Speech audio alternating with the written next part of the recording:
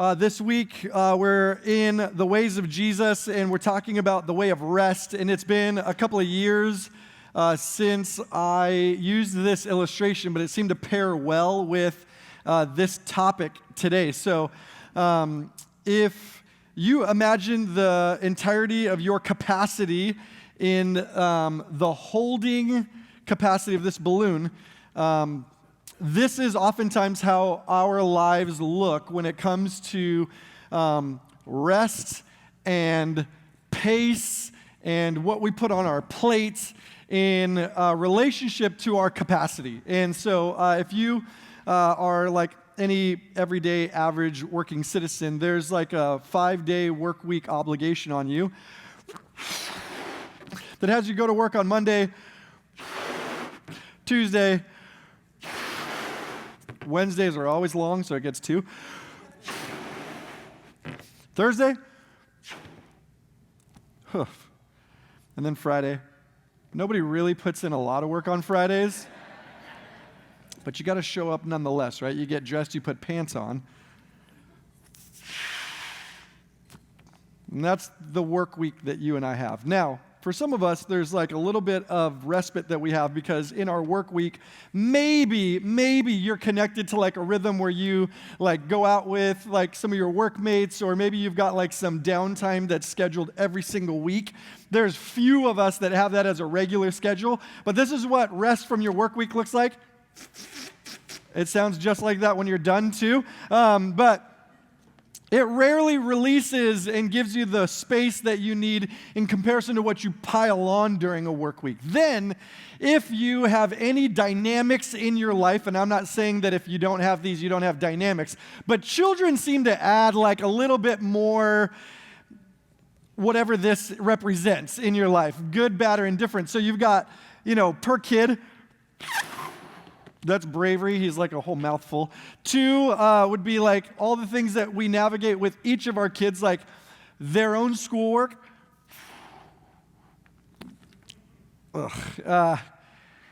If you're like my kids, then like doing homework feels like they're in like a second school, which I don't understand how that happens, but homework to deal with. Is anybody getting stressful at this point of like, you're stressed and you're multiple aisles away from me. This is on my face. You realize that, right? Let's not count the fact that, like, if your kids are at all, in any way, shape, or form, giving you, like, any sort of grief or stress, or maybe there's family relationship issues that happen, you've got to put in extra time on top of the 5-day work week that you've already committed to. So as you can tell already, there's very little that you're going to be able to add to this. And the angst, I'm looking at Mindy, and she's just like preparing for the worst. It's you know what's coming, right?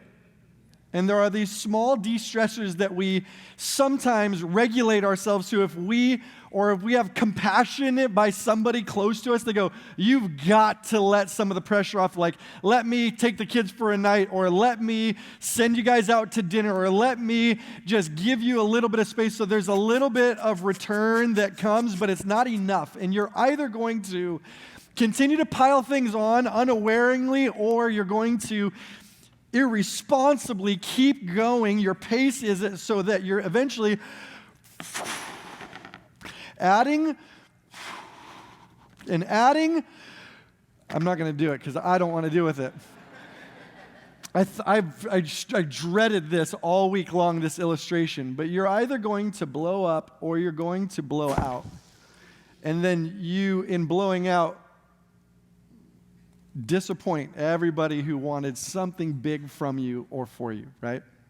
I wasn't going to let it blow up. I did it last time, and it blew up in my face. I was still dealing with the trauma years later. Today we're talking about the way of rest, and it's one of my favorite talks because I need it the most. It's one of my favorite talks because it is one of the most frequent illustrations that Jesus brings to us in the New Testament. It's one of my favorite talks because the way that Jesus illustrates the need for rest is something, if you're a history buff or if you're somebody who loves the Old Testament as it relates to the New Testament, there's this great link between them all around the topic of rest. And we're going to start today's conversation with a question, and it has to do with this illustration. Is my pace of life draining peace from my life? Such a fantastic question to put in front of every single one of us, no matter what season of life you're in. If you are an empty nester and you've said goodbye to all your kids and you're now living in the luxury of the aftermath of raising children, hardly a luxury if you're just engaged in normal everyday survival in San Diego. If you're in the midst of raising a family right now, or maybe you are married, no kids, maybe you're an individual, you are still under the weight of what society and our humanity deems as a good life when it comes to your own pace. And I don't know if you realize this, but the older you get, the more pressure is upon you to have it's not even a fast-paced life, but it's a life that doesn't have too many windows of emptiness inside of it. Like I think of the pace of my children, they only need to but go to school, come home from school, and then not drive me crazy, right? That's like the only thing that they are really responsible for. And so their pace of life is so, I look at it with great jealousy and I go, how come when I was 11, I wasn't just laying in my bed the whole time? But my 11-year-old who influences my 6-year-old, which inadvertently wakes up my 1.1-year-old, it's like a big domino effect. Bravery up at 6 o'clock in the morning, Nico quickly following him out at 6:05, and then Lively, if she's lucky, that child can sleep until about 6:30, and the pace begins for them. As an adult, it gets no better. I don't know if anybody would attest to that, but the things that pile on, they find you and they stick to you and they stay with you unless you figure out rhythms and tools and applications to manage pace. And here's what happens. Pace greatly disrupts peace. Pace greatly disrupts peace. And it doesn't mean that you need to have a snail pace in life to have great peace, but there is a balancing act between them that is seasonal and that we should have some cues and clues as to what our own pace and its relationship to peace look like in our own lives. And I'll tell you this, I've been in seasons where I've had very little peace and I've realized only in the after observation that I had an unhealthy pace about my own life. And then there are seasons when I feel like I understand with great clarity the health of my mind, my spirit, my body. It requires me to be more attentive to the pace of things in my life. And I want to just clue you in. I want to show you how Jesus invites us from day one to participate in a pace that is not just healthy and sustainable, but it's something that's actually life-giving. It's something that delivers to you what you hope to achieve in a high-paced life. Because all of us, if we're pacing ourselves with speed and with many things, it's with a desire to have a particular outcome. And you'll work much in order to, by example, you'll say, I'm just looking to achieve something. I'm looking to knock a goal out. I'm looking to get past this threshold. So in this season, I'm doing a lot, but it's because I'm going to have this payout that's going to give me, and you convince yourself you're going to have pace after. But the reality is, in most of our human effort, you never find that downgrade in rush that has an upgrade in peace, unless you pursue Jesus. That's my ask of you today is to look at the person of Jesus and investigate his invitation and see what he draws towards us in this conversation. In the Gospel of Matthew chapter 11, Jesus makes this invitation. This is where we get the way of Jesus. And he says to a group of individuals, he says, "Come to me all." That's the invitation I circled in my Bible. Everybody's included in this invitation. "You who are weary and burdened, Weary would speak to the soul, burdened would speak to your body. And he says, I will give you rest. It's a promise from Jesus. And then he uses an illustration of a tool that we don't use very much in today's age because of the industrialization of agriculture and technology today. Nobody uses this in like a modern advanced society. But he says, take my yoke upon you and learn from me. It's an invitation of two actions. To take my yoke upon you. We're going to talk about a yoke in a second. But the second one is that you would learn from Jesus. There's an apprenticeship. There's a way of learning that he's inviting you to observe and apply. That's the word learn. It's not just see and watch and just take stock in your brains. When you learn something, you observe it and you apply it. And this is what Jesus is getting after. He says, come to me, all who are weary and burdened, and I will give you rest. Take my yoke upon you and learn from me. And then he's going to qualify why he's somebody worthy of learning from. He says, I'm gentle and I'm also humble in heart. And it's going to be qualified because if Jesus says, take my yoke upon you, everybody in the audience would have like flinched or like they would have gone like, oh, that doesn't sound super gentle or humble at all. Because when Jesus delivers this with the illustration of a yoke, I've got a picture of it. It's two animals tethered together by a bowed piece of wood. It's an instrument. It goes around two ox or two bull or two cows. And what it does is it's a tool that's leveraged for plowing, it's leveraged for pulling, and for dragging. And it's very primitive in design, but it's incredibly effective when it comes to doing the work that's necessary. And so there's an interesting connection to this physical element, a yoke, and Jesus' invitation to take it upon you. In the Old Testament, a yoke would have been something that Jesus or God's chosen people, the Israelites, would have known the effect of. It was a tool that they used in everyday life to accomplish the work that they needed to do, but it's also a figure of language. It's a figure of speech that they use under some heavy leadership. There's a book in the Old Testament, 1 Kings, 1 and 2 Kings, and the context is that God has been leading his people from out of slavery. He's been the king leading his people as the headship, and he's been giving them direction every day that they are in existence, living this not enslaved life. And every day they have to come to God. They have to come to this holy place. That's where we get Moses and the 10 Commandments.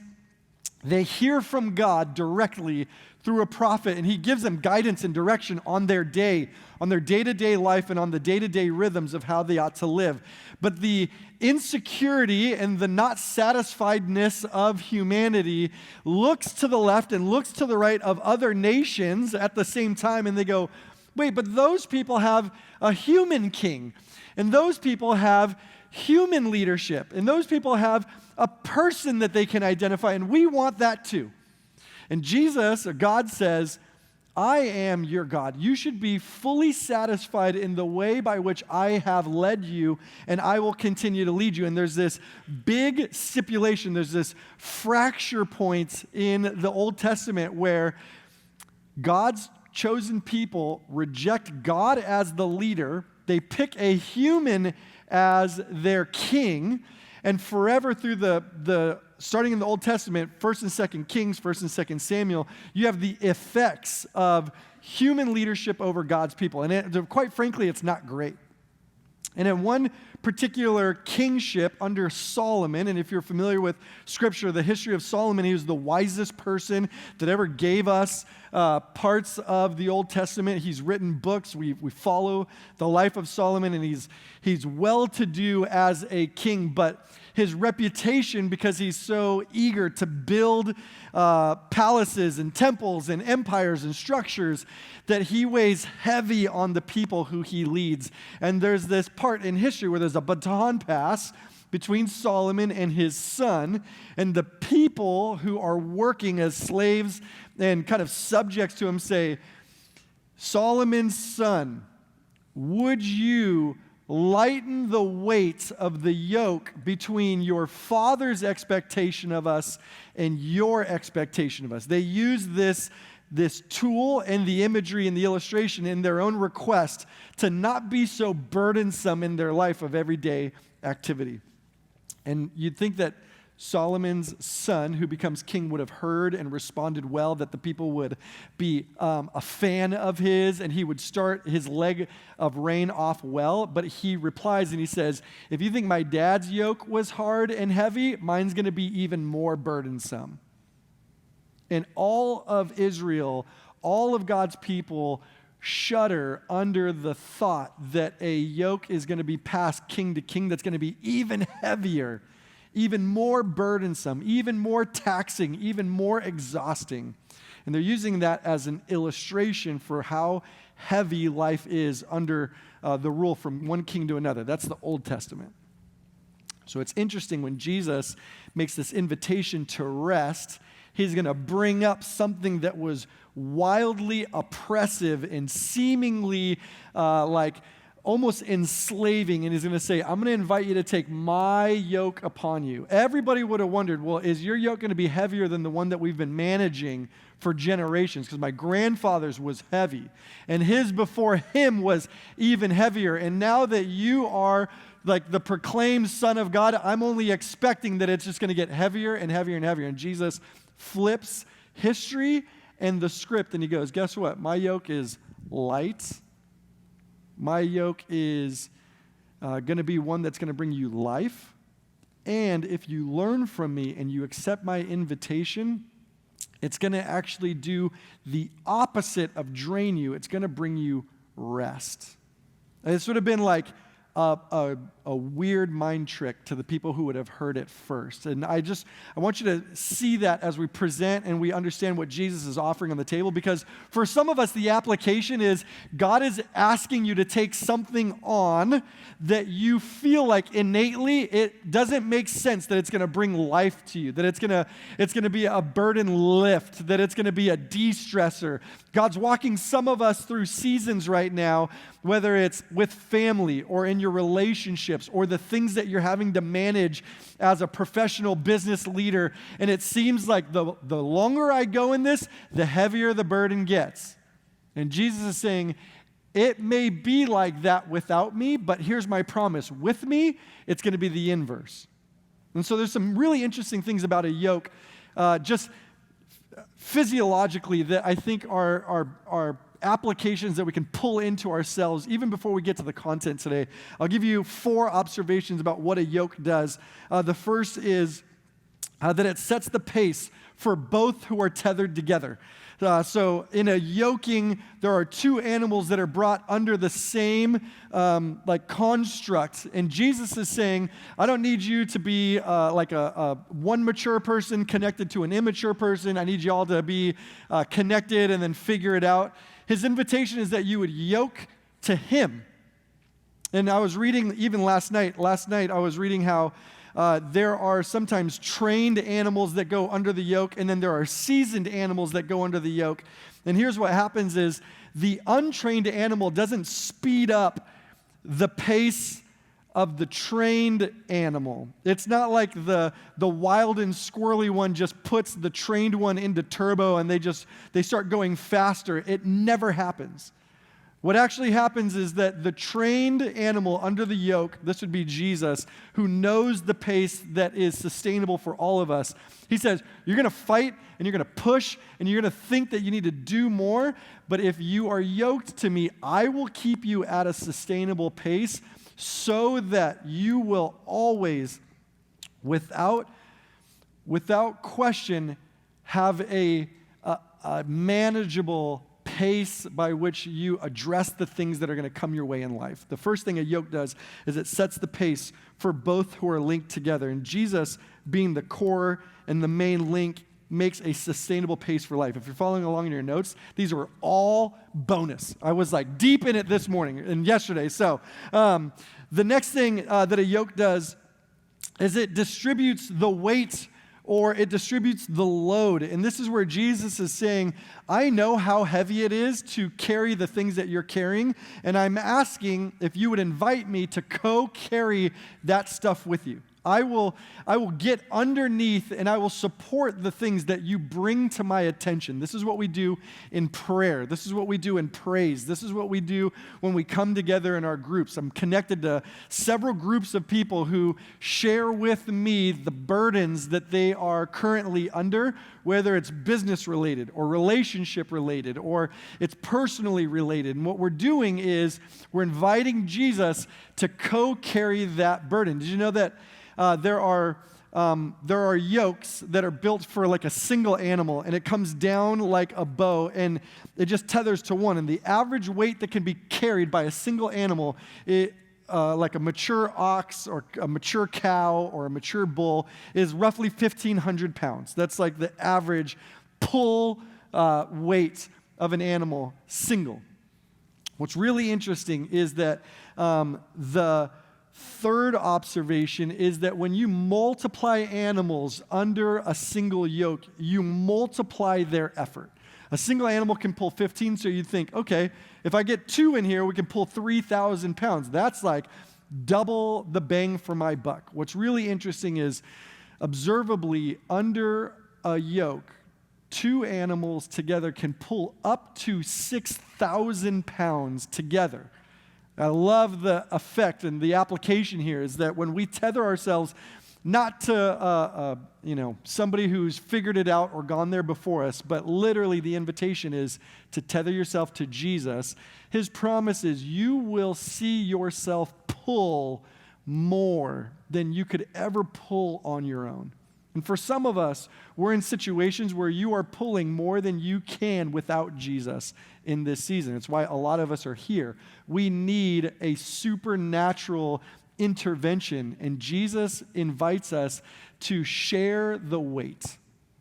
And I love it. For a lot of us, what we are pulling in this season with God's help and with God's leading is way more than we could ever pull on our own. I am not that good of a dad. I am not that good of a spouse. I am not that good of a friend. But with Jesus in the mix, he has me lifting and carrying and encouraging and moving way more than I ever could on my own. I love that the evidence is there in farming, and the application is there spiritually. Here's the fourth observation. After it multiplies the effort, together, yoked animals will always go farther than an individual animal. They did all these tests where like a single animal working under like not strenuous or abusive conditions can pull 4 or 5 hours of hauling and plowing and pulling in a day.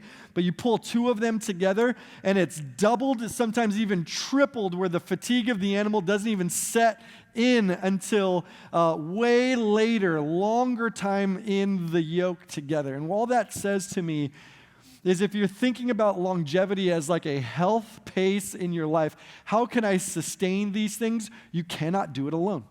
There needs to be a tethering together of something else, and Jesus in his declaration of his goodness says, tether yourself to me and watch what I can do alongside of you. More appropriately, watch what you can do alongside of me. And so here's what I want to tell you, the Jesus invitations to rest. This is my observations out of them. And if you're following it along in your notes, I think that these are worthy to take note of. The first is that Jesus invites us to remove the burden of religion. It's one of my favorite things about our church is how we declare in Starting Steps, which is our membership class, like we reject the idea of religion. We're over it. We've been through it enough. I think that we have family members and we see history of the church where when religion is the propped up focal point, it ultimately makes everybody feel like they're disqualified. Nobody can do good enough to be qualified as worthy to be in the room per se. That's what religion makes you do. Religion makes you climb this ladder of moral perfection in order to arrive only to a place of disappointment. Why? Because nobody can master moral perfection. Religion is set up in this way that it's built so that you will feel guilty, so that they have an antidote to your guilt, and then thus is the cycle that you make your way in the religious system. You get the pressure released from somebody who says, well, you are kind of bad, but, and then fill in the blank, and then you go out, you do all the same, moronic things that you do the week before, and you come back feeling just as bad. That's what religion's cycle does. What I love Jesus is that he comes to fulfill all that is required in the religion so that you can rest in relationship with him, knowing that he covered all the requirements so that you could have a very personal engagement with a person, the person of Jesus, knowing that he checked all the boxes for you. There's this warning out of chapter 11 of the book of Luke, and he says this about the religious elite. He says, watch out, all you religious scholars. Judgment will come on you too. You load other people down with unbearable burdens of rules and regulations, but you don't lift a finger to help others. What I love about our church more than anything else is that we're full of people who understand that religion gets you nowhere, but the camaraderie in being for one another, empowered by a relationship with Jesus, transforms culture. It transforms neighborhoods. It transforms individuals and families when we understand that the call of Christ on our life is to be for one another. It's such a burden release. It's interesting, in the Old Testament, before we get the person of Jesus on the scene, Moses from God gets 10 commandments. They're 10 laws that everybody ought to adhere to in order to be in right standing with God. And as generations run, the religious elite decide that what they'll do in order to protect the 10 commandments is that they're going to additionally ink out over, where did I write it? I wrote 613 additional laws to keep the original 10 safe and secure. This is what it would look like in today's terminology, the illustration.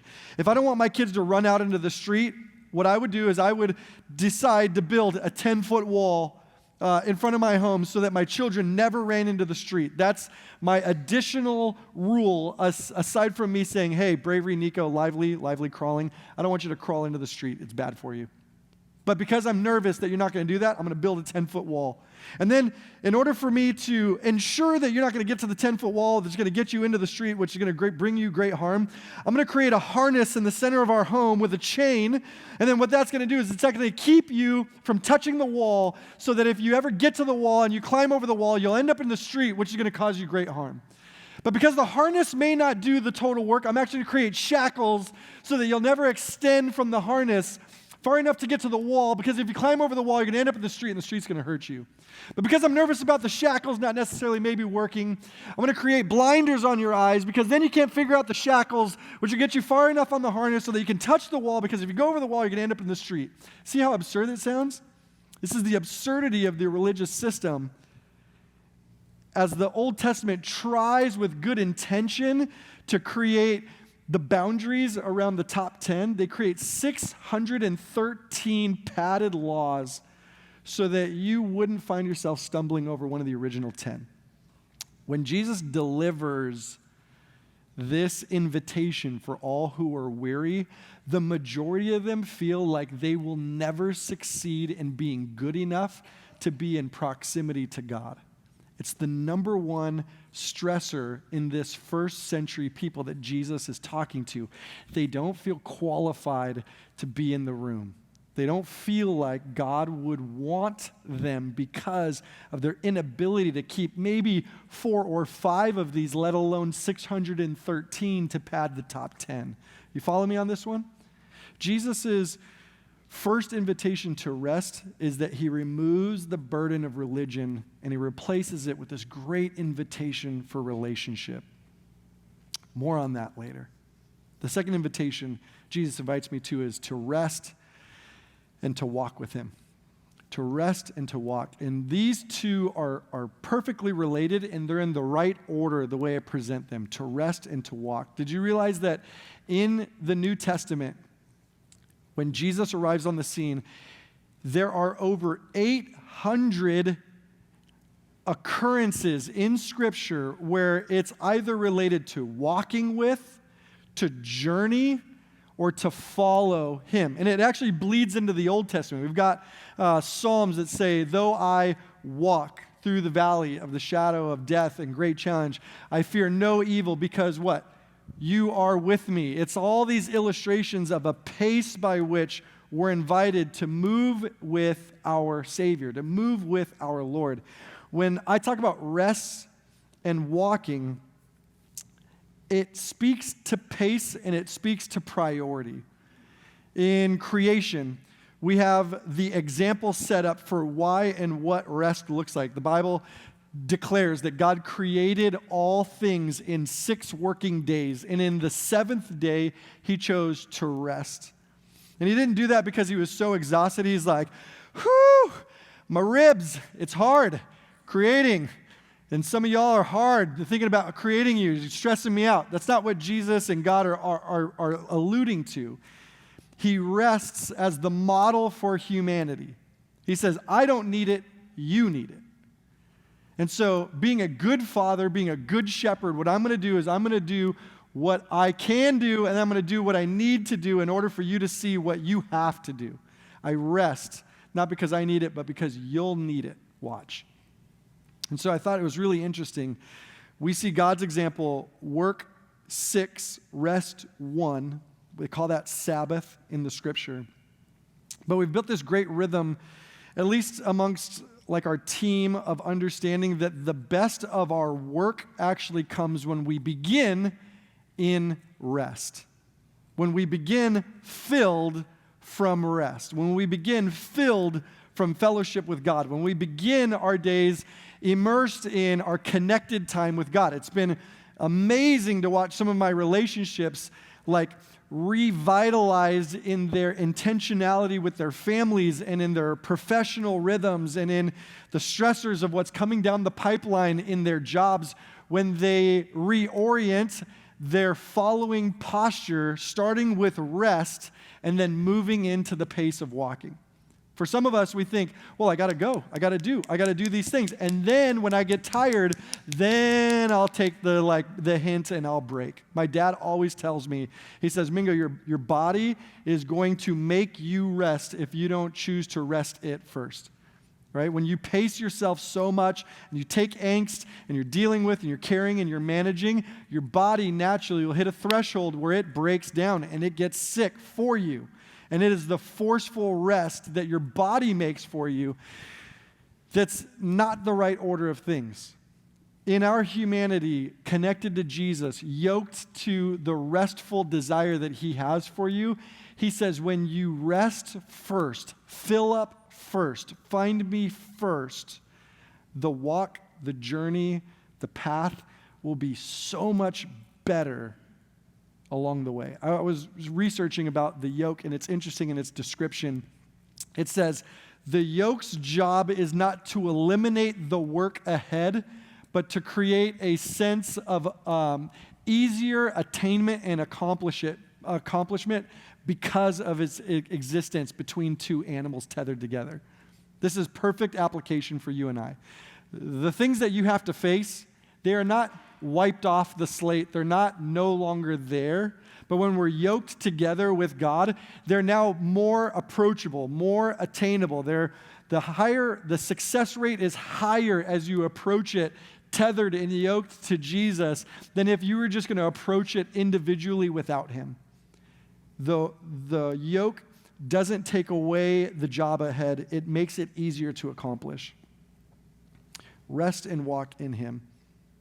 There's a great verse, Galatians, Paul writes it. It's chapter 5. If you were writing a parallel verse to hold on to in this observation, it says, now since we have chosen to walk, that's the pace, with the Spirit, let's keep each step in perfect sync with God's Spirit. I wrote also additionally in my notes that Jesus' perfect purpose was and is never rushed or hurried.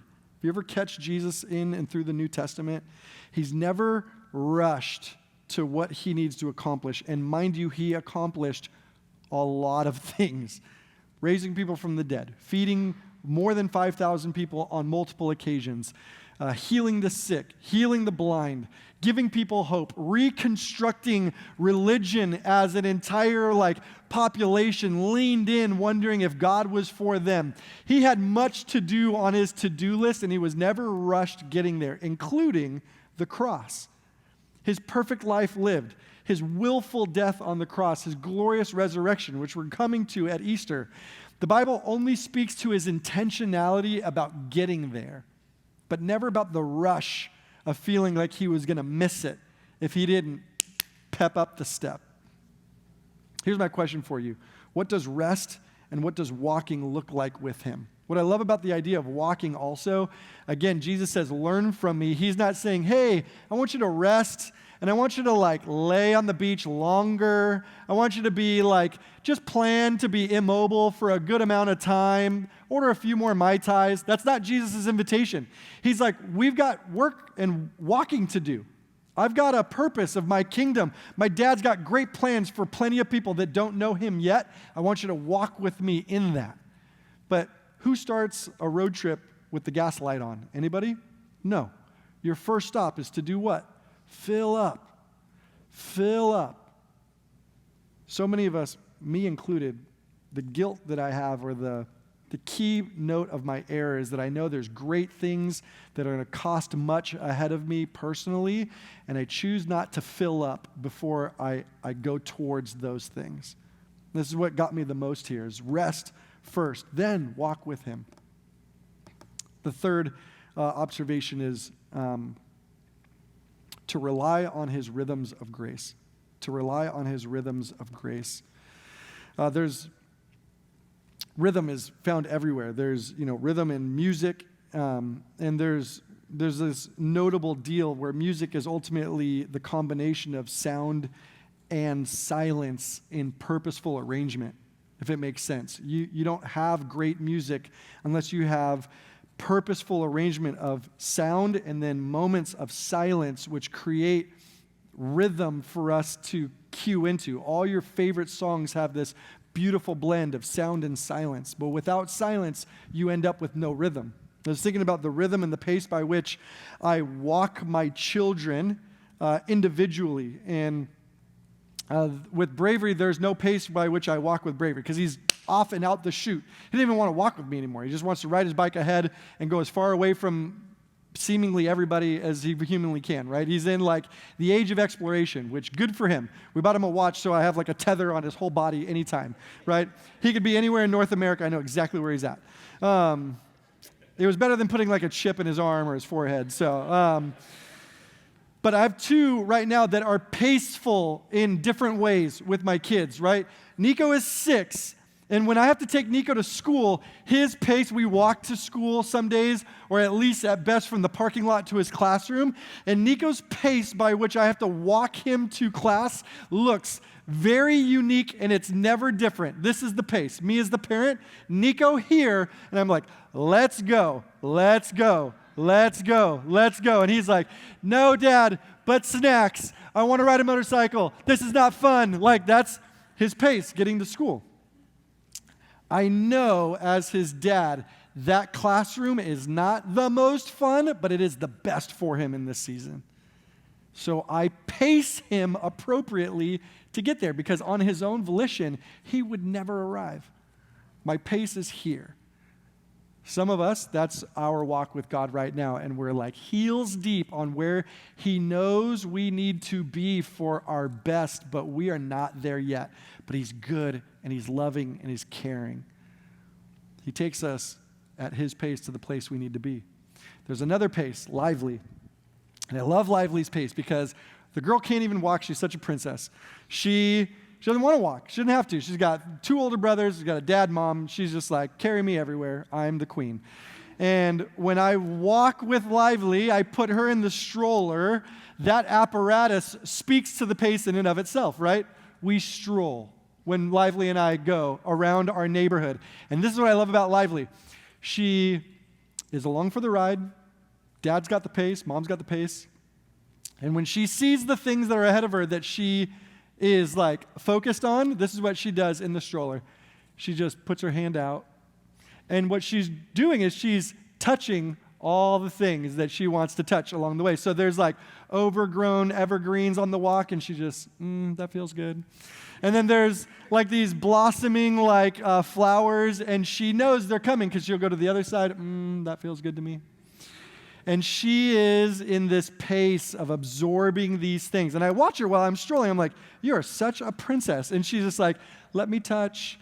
These things feel good. I like these things. She knows the bad ones too because she's like, I'm not touching that. When the next thing comes, this feels good. My pace for her and my care and my love for her is not one that I make her run at a marathon speed so that as she's trying to touch the things that are going to bring her joy, just rip the skin off her sweet little hand. That's not what a caring father does. My pace for her is not while she's trying to reach something that I'm like, oh yeah, well, feel the rose bush too. Like life is hard, right? I don't make her do those things because I love her. I want the best for all that she has ahead of her, sweet little like demeanor. And my posture, if it was her brothers, they'd be like, ha ha, off the curb, up the curb, off the curb. But for me, I'll even absorb the cracks in the concrete so that she doesn't feel those pains the way she would feel it if I wasn't innately tuned in to her pace and how she's running. And some of you have to be reminded that that's how Jesus is with you.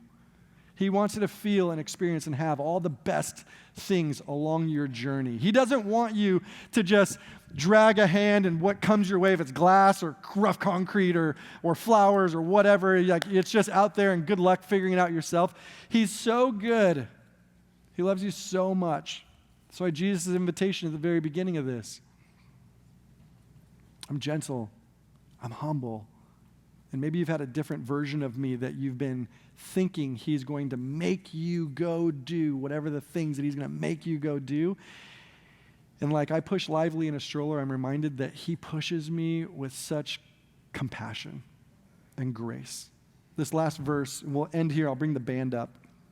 He says, the writer of Hebrews chapter 4 says, there remains then a Sabbath rest for the people of God. For anyone who enters God's rest also rests from their works. You cannot be somebody who says, I'm pursuing God, I'm going after God for these things, and then continue to find a non-break in the things that you call your work or your life. They have to be yoked together. They have to be tethered together. So that if you're finding rest in God, if you're entering God's rest, you also have to find rest from your own work in life, whatever that is. It says, just as God did from his, let us therefore make every effort to enter that rest so that no one will perish by following their example of disobedience. I underlined 3 words in my own Bible. It's make every effort.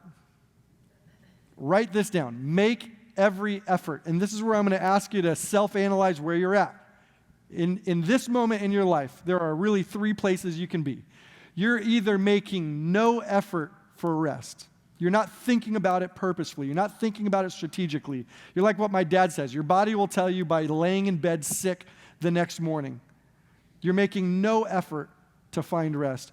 For some of us, we're making some effort. You know it's out there and you know it's important, but you're not quite like consistently blocking and making the space for that rest, for that filling before you go. And then for others of us, we finally found kind of that rhythm, and under God's grace, we're making every effort possible. Sometimes in desperation, you end up having to make every effort so you don't lose the ship, so you don't run aground, so the balloon of your life doesn't explode in your face. But my petition, my beg of you is to take the call and the invitation of Jesus to find rest. Because out of it comes all the things that you're hoping for, all the things that you're stressing for, all the things that you think you need. He says, me first, and everything else will be added to you. There's a guy's fantastic illustration last week. Prioritize God as the central thing. Don't pile him on top. You're doing it wrong that way. God first, rest, then walk. Let me pray for us, and then we'll worship. Jesus, we love you so much. Thank you that you show us with great detail what your pace looks like. Lord, the invitation to be tethered to you, that you don't throw us out there saying, figure it out and good luck if you get to the end. But Lord, from day one, from the start, your invitation is that we would tether to you, that we would learn your rhythm. Lord, that your promise is rest for our souls. Lord, I know in this room there are people that need it desperately. Lord, that we would respond to the call to make every effort to be found in you. We love you, Jesus. In your name I pray. Amen.